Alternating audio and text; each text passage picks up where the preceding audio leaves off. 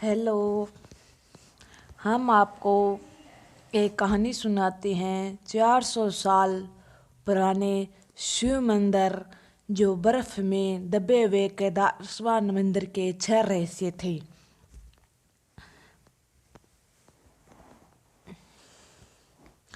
पहला रहस्य, केदारनाथ धाम में एक तरफ करीब 12,000 फीट ऊंचा केदार, दूसरी तरफ 21,600 फुट ऊंचा कंचकुंड व तीसरी तरफ 22,700 फुट ऊंचा भरतकुंड का पहाड़ न सिर्फ 3 पहाड़ बल्कि 5 नदियों का संगम है।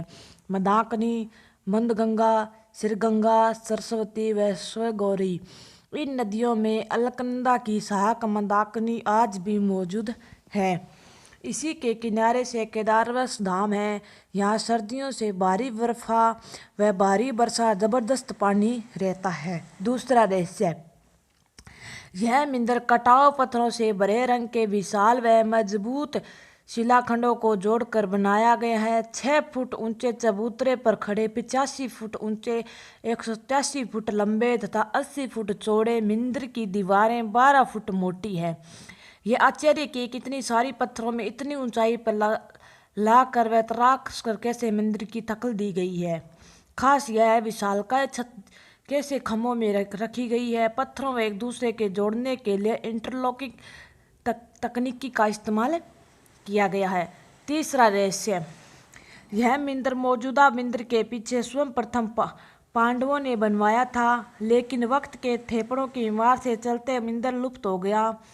तब इस मंदिर का निर्माण 508 ईस्वी पूर्व जन्मे और 476 ईस्वी पूर्व में त्याग व अदास्याचार्य ने करवाया। इस मंदिर के पीछे की उनकी समाधि है। इसका गर्भगृह अपेक्षा प्राचीन है, जिसमें 80वीं शताब्दी के लगभग का माना जाता है।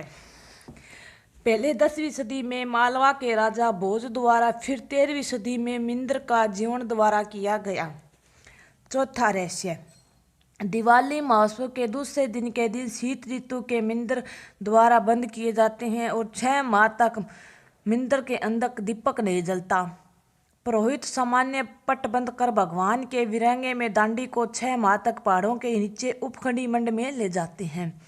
6 माह मई माह में केदारनाथ के कपाट खुलते हैं और उत्तराखंड की यात्रा आरंभ होती है।